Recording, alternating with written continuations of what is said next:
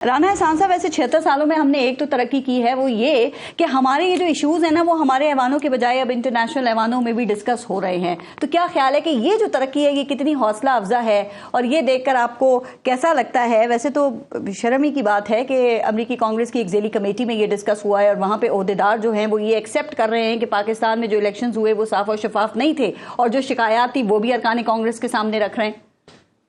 देखें, पारिस ये खुद ही से नहीं हुआ। इसके पीछे बड़ी मेहनत, जद्दोजहद और लॉबियस्ट को हायर करना और डॉलर्स खर्च किए गए, और बड़ी काविश कोशिश के बाद एक जमात के कुछ कांग्रेसमैन ने स्टेटमेंट्स दी और फिर ये जो है कांग्रेशनल हेयरिंग भी हुई, लेकिन उससे कुछ निकला नहीं। देखें, उन्होंने कहा कि बेज़ाब्तियां हुई। बिल्कुल, इलेक्शन कमीशन जो है उसकी जिम्मेदारी है कि वो उन बेज़ाब्तियों को देखे। तो ये बॉटम लाइन निकली उस हेयरिंग से। बहरहाल एक जमात का जो काविश कोशिश थी वो मुंह के बल गिर गई। देखें, आपका जो सवाल था जुडिशल कमीशन का, इन्होंने बात की, तो जुडिशल कमीशन तो बनाए गए मियां नवाज शरीफ को सजाएं देने के लिए, और जुडिशल कमीशन में भी फिर ये होता है कि जी इसमें आपने ये तो अपनी टीम डाल दी, ये तो अपने फैसला सुनाने के लिए है।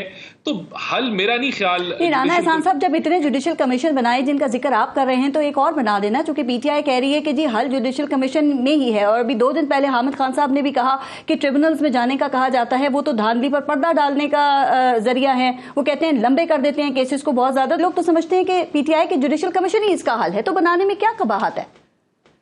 मैं आपको बताता हूं, देखिए 2018 में हमें ट्रिब्यूनल्स का रास्ता दिखाया गया, अदालतों का रास्ता दिखाया गया, और यही रास्ता पीटीआई ने हमें दिखाया। एक इन्होंने कमेटी बनाई असेंबली में जिसने 2018 के इलेक्शन का जायजा लेना था, उसकी सरबराही पीटीआई करती थी, वो आगे नहीं चली। देखिए, मैं समझता हूं कि अगर इसका कोई सोल्यूशन है तो सोल्यूशन पार्लियामान होना चाहिए। हम पीटीआई की आदत है कि हर चीज सुप्रीम कोर्ट में ले जाएं, हाई कोर्ट्स में ले जाएं, पार्लियामेंट को गोल कर लें, आपस में बातचीत स्किप कर दें। देखिए, बिलावल साहब ने भी इसी चीज का इंदिया दिया है कि जो तीसरी बार वो इलेक्ट होना चाहते हैं तो वो चाहते हैं कि इसके ऊपर शोर ना हो, तो वो भी पार्लियामेंट की बात कर रहे हैं। देखिए, पार्लियामेंट वो फोरम है, it is the highest forum for debate, for decision making, for legislation. वहां आए, वहां से हल निकलेगा, उसको चलने दें। देखें, मुल्क पार्लियामेंट में सब बैठेंगे, हल निकल आएगा सर। लेकिन जो ये नई कंपनी वजूद में क्या चलती नजर आ रही है, और कितना अरसा? चूंकि खान साहब कह रहे हैं 6 माह के बाद आपकी हुकूमत भी खत्म हो जाएगी और 6 माह बाद वो जेल से बाहर भी आ जाएंगे।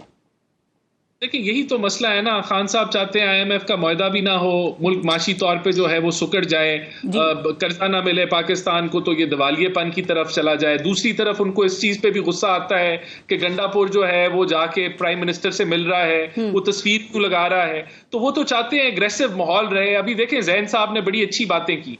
वही मैं कह रहा हूं, इनकी जमात में 70-80%, 90% लोग मैं शायद अच्छी सोच रखते हो, लेकिन जो प्रॉब्लम है ना वो खान साहब के रवैये से। वो रवैया ये कि मैं फरिश्ता हूं, बाकी सब चोर हैं, और ये जमहूरियत है उनकी। तो ये जमहूरियत नहीं है। आपको एक दूसरे को तस्लीम करना होगा, आगे चलना होगा, पार्लियामेंट के फोरम को इज्जत देनी होगी। सर बिल्कुल ठीक है, उनकी शिकायत को भी दूर करना होगा। जब आप बात करते हैं सिर्फ मुफाहमत की बात या इस तरह के बयानात देने से तो मुफाहमत नहीं हो जाएगी।